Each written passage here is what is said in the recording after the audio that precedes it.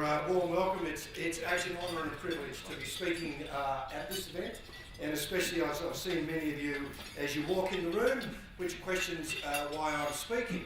But that's the case. It's a wonderful opportunity to share with you.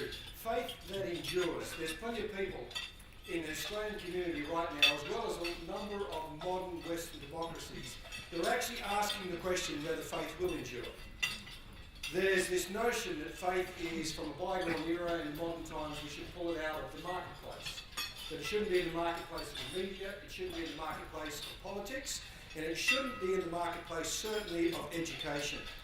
Now, one of the questions to ask is, should the church be in the marketplace? And in an era and a time when we've been pulled out of many marketplaces, how do we respond? It's interesting to ask, so where's the church at in Australia?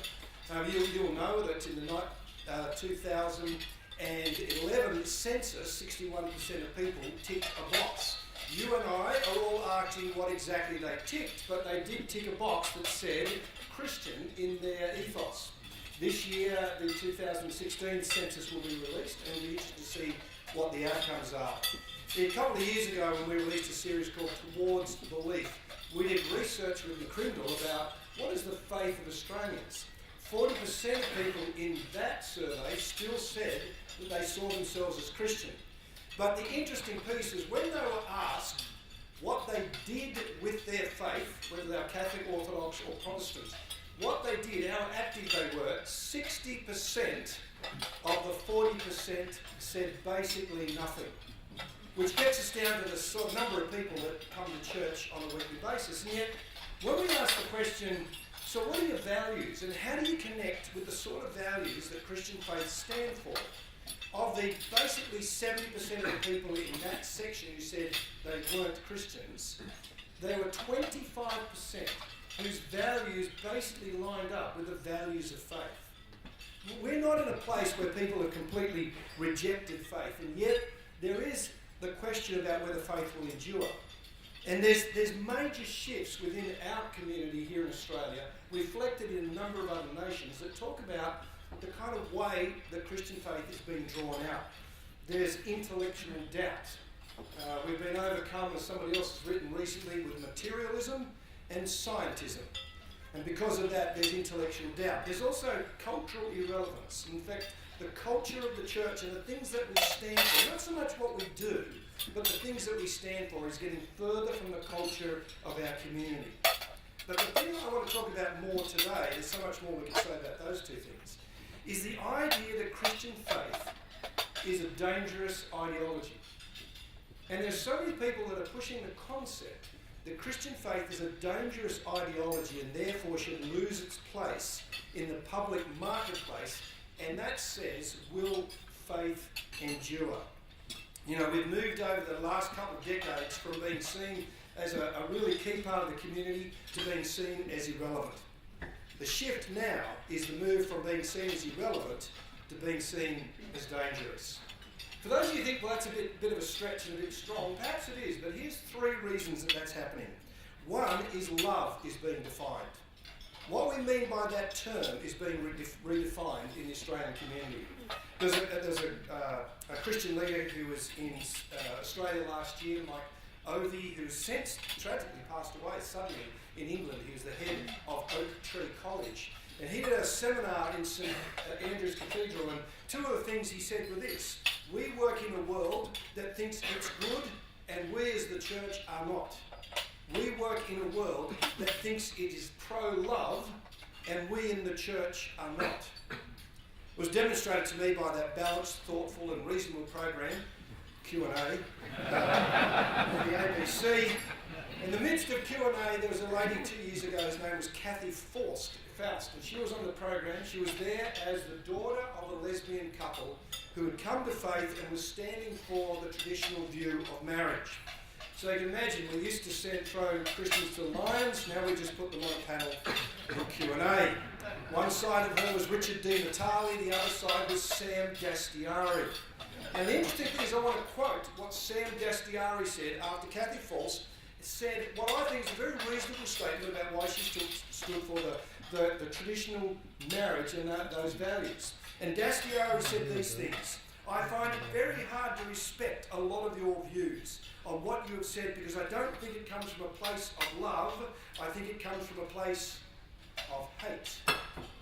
Now that's a remarkable statement when nothing she said was hateful, but our views are being redefined as hateful. Christian belief, the second thing, firstly, love is being redefined.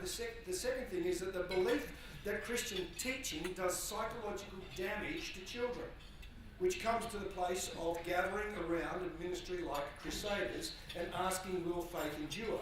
When you have numbers of people that are following Richard Dawkins' lead, who was quoted in an article and an interview a couple of years ago, is saying that teaching kids religion and faith and belief as we believe it is akin to child abuse.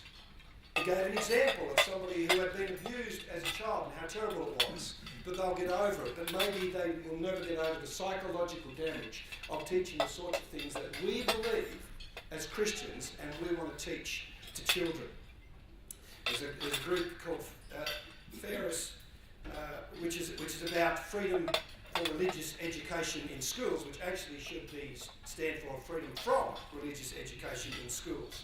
And they have campaigns and billboards which are basically trying to drag Christian faith out of the modern marketplace, the community marketplace of education.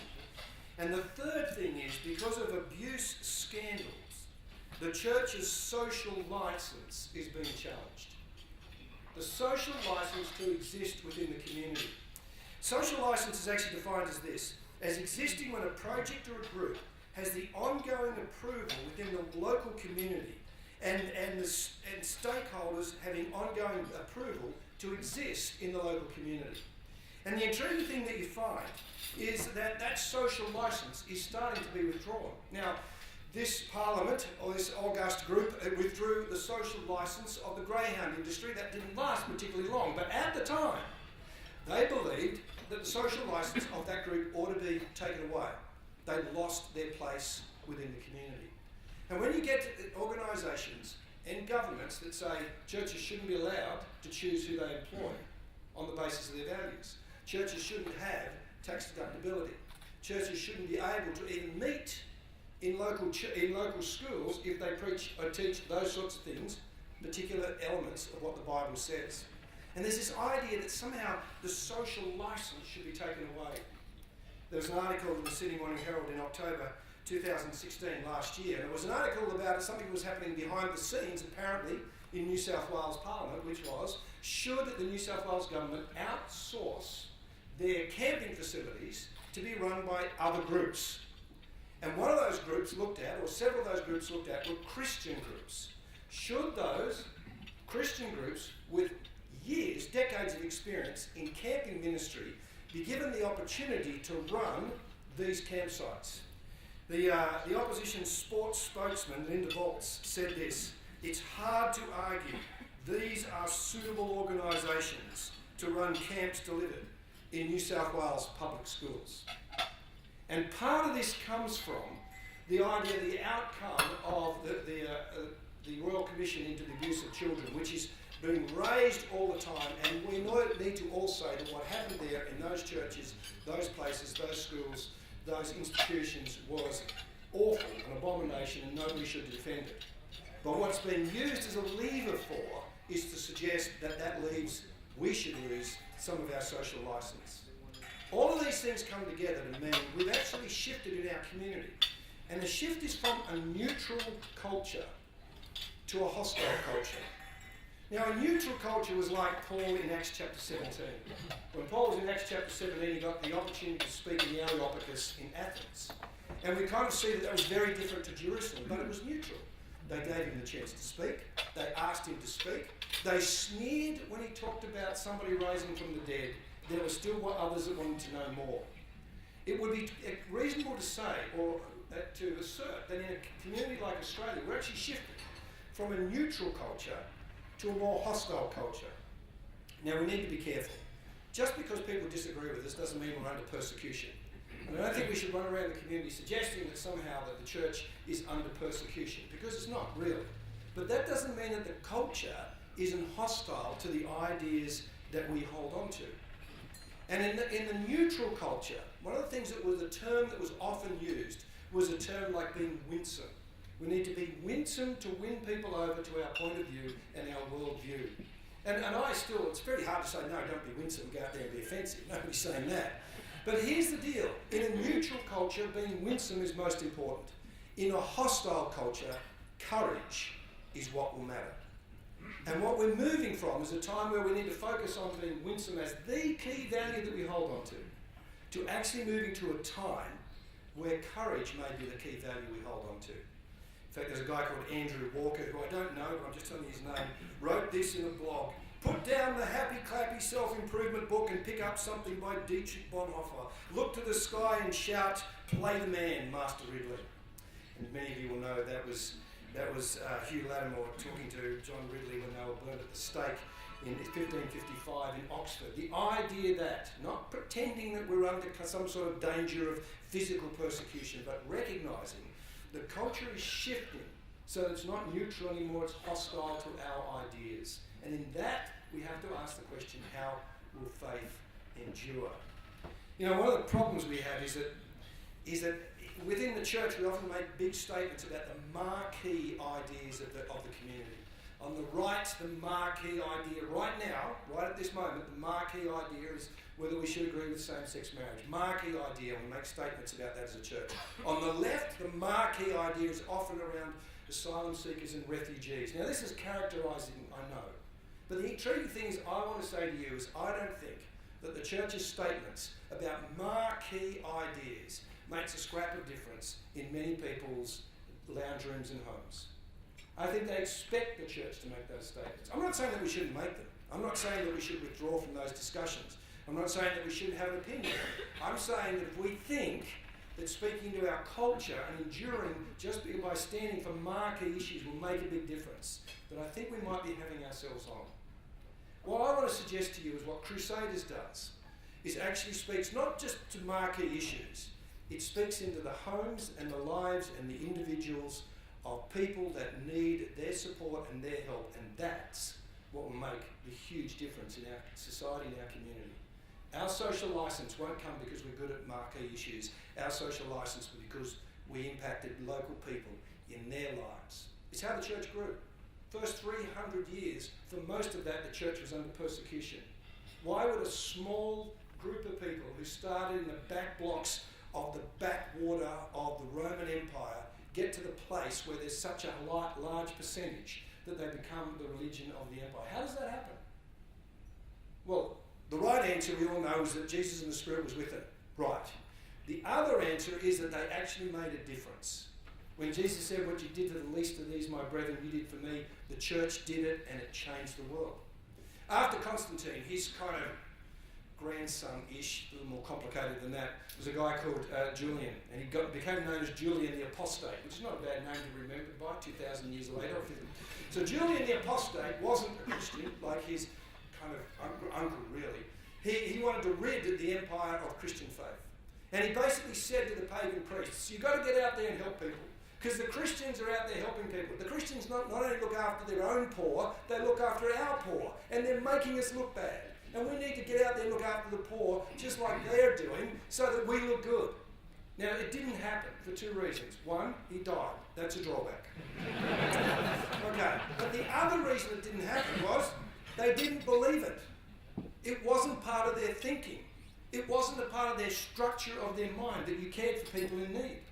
That was a Christian idea. That was the teaching of Jesus. That was the early church. That changed the world. And we have to, in a way, recapture some of those ideas. And I want to say that we need to recapture some of those ideas in a very odd phrase, and it's called social liturgy. Now, social liturgy comes from a guy, his name's Nick Spencer. He works for Theos in the UK. He's just released a paper, a long paper called Doing Good, A Future for Christianity in the 21st Century. And he says this. He says that what we need to do is do social liturgy. Now, most of us will know the word liturgy, and we think about liturgy as being something that happens in church on a Sunday. And it's the right thing said in the right way to the right people. And if you're not a Baptist like myself, you dress right as well. Normally something akin to dresses, but let's move on. So here we are, this idea that that's liturgy. What Nick Spencer goes on to say is that liturgy is more than that. Liturgy is serving those people in worship. But he goes on to quote Paul in both 2 Corinthians and in his letter to the church at Philippi, and he says this. He uses the root Greek word for liturgy about service. And this was giving, serving people around them, and giving to those in need around them. And that was service to the community. You know what Crusaders does? It serves kids in schools. It serves kids in camping. It serves families by looking after those kids. It is a voice for the gospel by being social liturgy in our time. And if ever there was a group in Australia that deserved your support, it's the group that will help the church endure in tough times, because it's the church that steps into not just the marquee issues, but the homes, the lives of individuals. I want to wrap with this little story that Nick Spencer starts with. Nick Spencer's talking about BBC, I think it's BBC 4, which means nothing to me, maybe something to you. And BBC 4 had a program and they were talking about wealth and people that were in financial trouble, and some of them that were in financial trouble because of mental illness. A lady rings.